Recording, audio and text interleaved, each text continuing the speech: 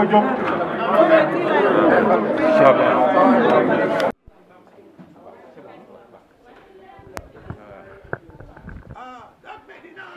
Monsieur le maire. waaw ça va. ñi ngi taxaw ak le maire sortant et le maire entrant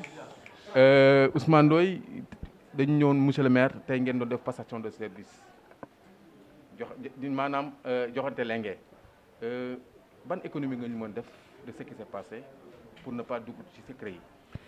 waaw amul secret sax de parce que def nañ ko dans la transparence wax nañu li ñu war a waxante fañ ko war a waxante jàmm rek moo fa xew gunge naa ko jox ko caabi bureau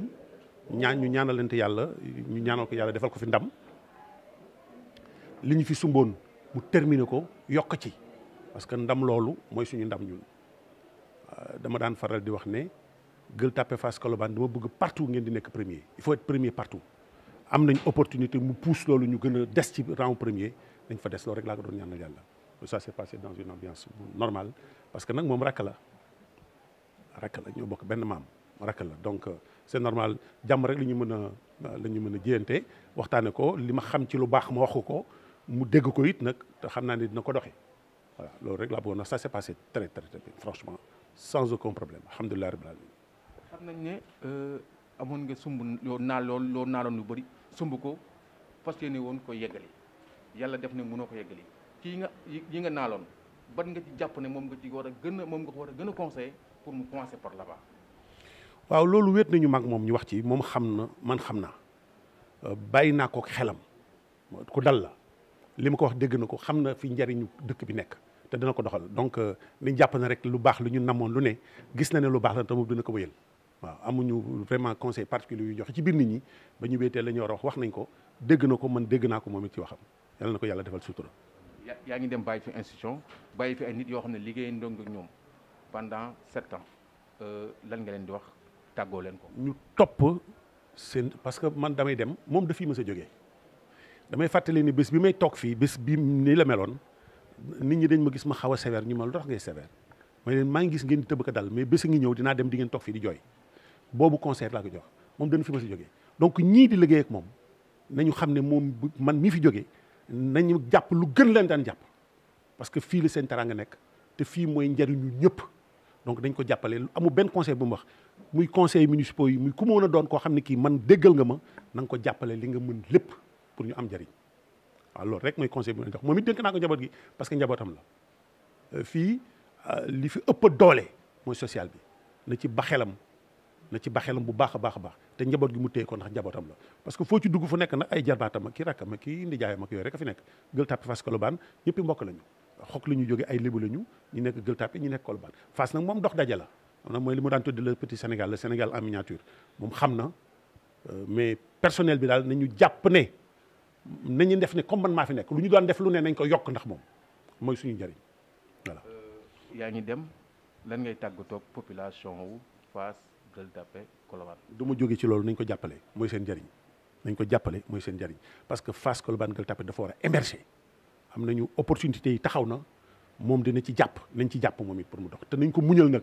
parce que day soog a ñëw buñ ko teg lu mu attanul parce que li yàq àndandoo mooy nga teg lu mu antanul wala mu gànta loolu yonk te moom lu mu mën dina ko joxe dina ko def mais buñ ko teg lu mu attanul buñ ko defee dafay yàq mbooloo. mës nga wax ci waxtaan ne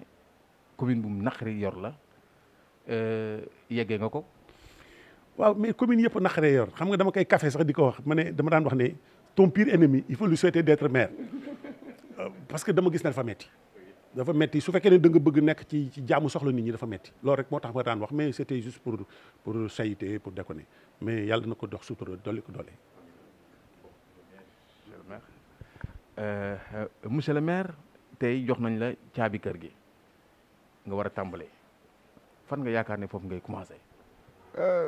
d'abord si sant yàlla ak julli ci yonentam bu tedd bi sallallahu taala alayhi wa sallam parce que bés bi mënoon nañ ko bañ a fekkee yàlla def na ba ñu fekkee ko kon donc acte bi ñuy njëkk a posé mooy sant suñu borom bi julli ci yonentam bu tedd bi sallallahu taala alayhi wa sallam di gërëm aussi monsieur Ousmane Ndoye le maire sortant comme ni mu ko waxee léegi mag la donc waxtaan nañu parce que nag dafa am waxtaanu biir kër am waxtaanu mbedd am waxtaanu salon donc nag ay kilifa bu ñu toogee waxtaan ba pare dégg naa li mu wax bu baax te li mu wax it jàpp naa ci li mu wax xam ne liggéey dafay doog a tàbbi bu liggéey bi tàbbee nag bu ñu ñëwee toog ñu xool comme ni mu ko waxee yéene bi mu am pour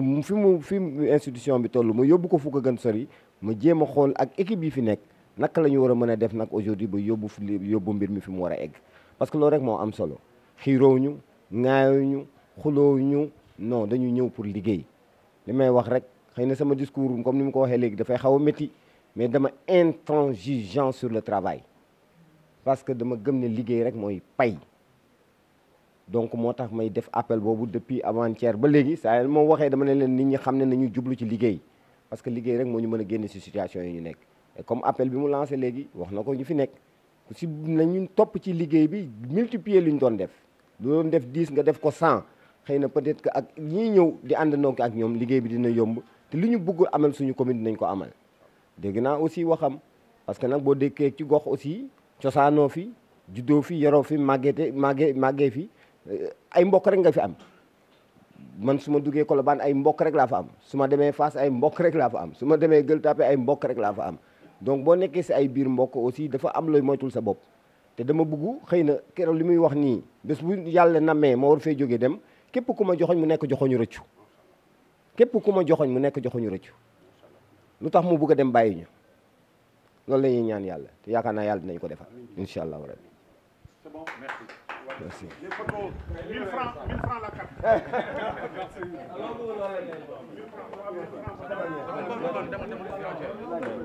Plus aux collaborateurs aussi de continuer à travailler,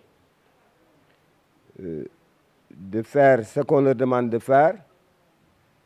Et je l'ai dit au maire tout à l'heure en entrant,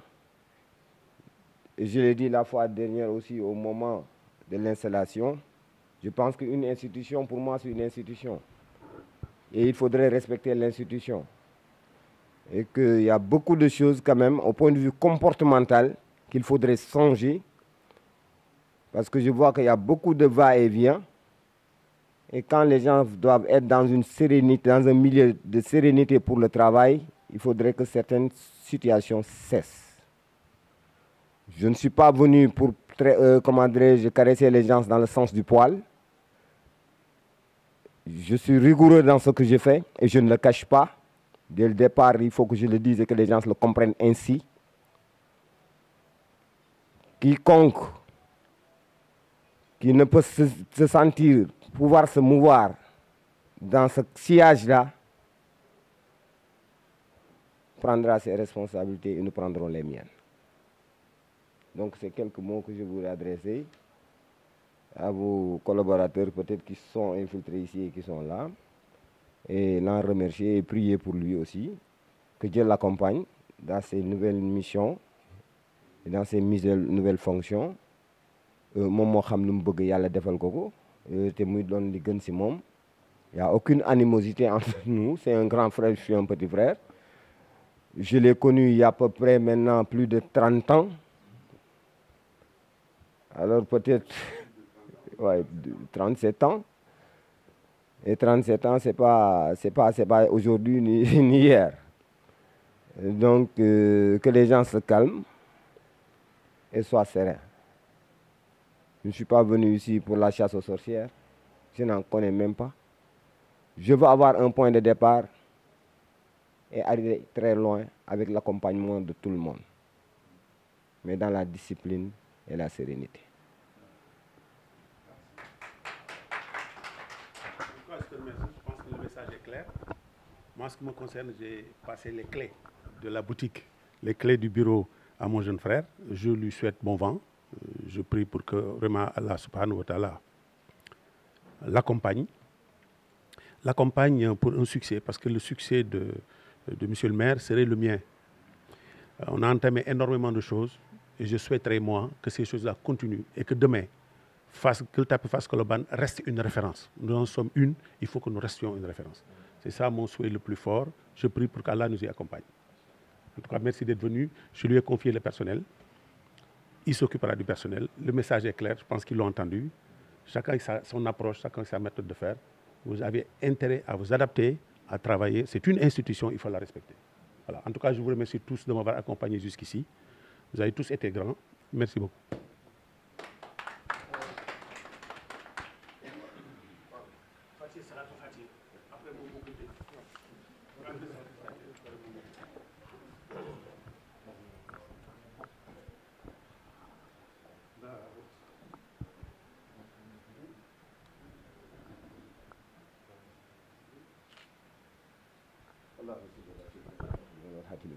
ناصر الحق بالحق والهادي الى صراطك المستقيم وعلى اله حق قدره وداره العظيم ان الله وملائكته يصلون على النبي يا عزيز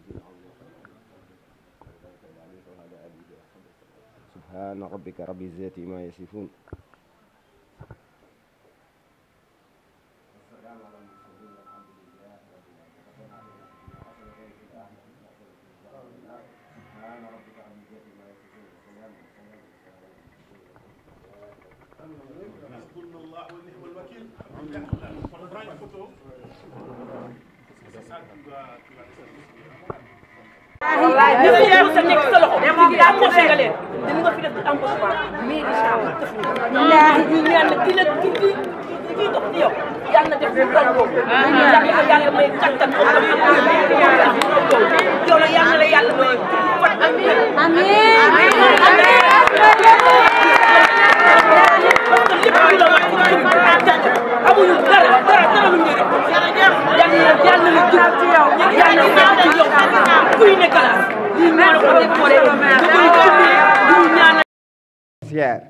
Mais je suis venu pour apporter de la rigueur,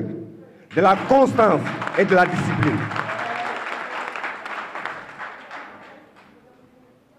Je ne mange pas mes mots par rapport à ces concepts-là parce que j'y crois. Depuis 25 ans, toutes les grandes réformes qu'il y a eu dans ce pays-là, et j'étais membre de ces commissions-là dans ces réformes dans ce pays. Et si je ne peux pas apporter quelque chose de nouveau à ma commune, c'est que je ne suis pas un véritable enfant de cette commune. Et je ne pense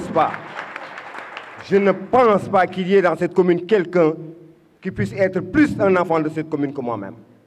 Partout où tu passes, à Fass, à Colobane, à Gueule Tapée, je n'ai que des parents. Donc, c'est ma famille et nous devons agir en famille, travailler en famille. Je ne laisserai passer aucun débordement, aucune facilité, aucun enrichissement sans cause. Il faudrait que ça soit clair. Les revenus de la commune appartiennent à la commune, doivent revenir à la commune, doivent être gérés par la commune et doivent retourner aux populations. Et c'est ça notre sacerdoce et nous nous battrons pour mettre ça en œuvre.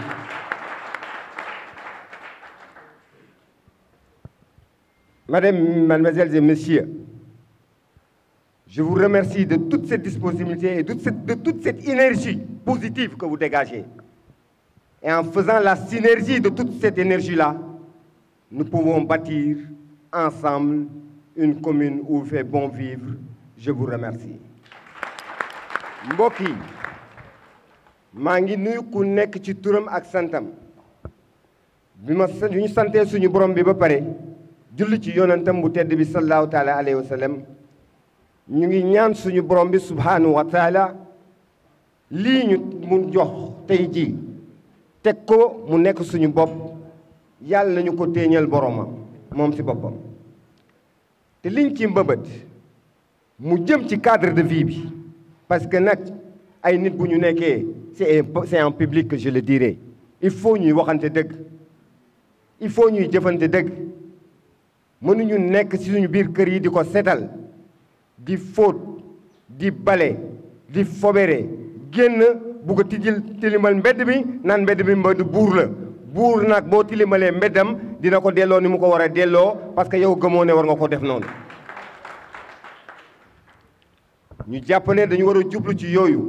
nit ñi amatuñu fu ñu dox nit ñi amatuñu fu ñu féexloo xale yi amatuñu fu ñu foowee il faut que ñëpp ñu xam ne loolu suñu problème commun la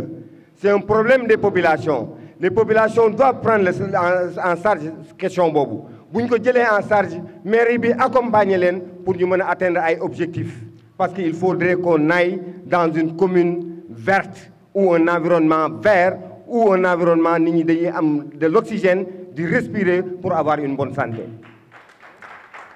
Il faut nañu jàpp ni it njàngum xale yi lu ñu ñor la njàngum xale yi lu ñu ñor la ñun ñii ñëpp ay produits école publique la ñu man xawma école privée ba bi may jeexal samay humanité universitaire ay université publique laa def à l'étranger ba ñibbi si waat fii suma dëkk donc école publique dafa war a am njëriñ ci am réew ni école yi mel neexul kenn bëggatul yóbbu sa doom ci école yooyu njaboot yi ñu ngi ci biir di fay xaalis bu bëri pour ay nit di jàppale seen ay doom pour ñu jàng xale yi amatuñu dara donc loolu aussi nañu xam ne équipe bi ma àndal ak ñun ñii di ñëw dañ ko bëgg a def une priorité te dañ ko war a song dañ ko war a jéem a daan nañu xam ne wérgu yaramu nit ñi saf nañu ñi nekk ci centre de santé bu Colobane xam nañu lu may wax parce que xëy nañu suba gis ma dugg ci biir centre de santé bi di xool lan moo fa nekk ak lan moo fa nekkul lu fa xew ak lu fa xewul parce que dama war a xam bu nit ñi jaaxle di ngeen ma gis ci mbedd mi di ngeen ma gis ci kër yi di ngeen ma gis ci marché yi di ngeen ma gis foo leen ma war a gisee làqatuuma enquêtuma lu ma bëgg a xam dinaa ko xam lu ma bëgg a corriger naa ko corriger et ensemble nañu ànd ci jàmm ak salaam liggéey ngir njëriñu askan wi vive le Sénégal vive la commune de Gueule Tapée Fass Colobane vive la population de Gueule Tapée Fass Colobane yeewee askan wi yeewee askan wi yeewee askan wi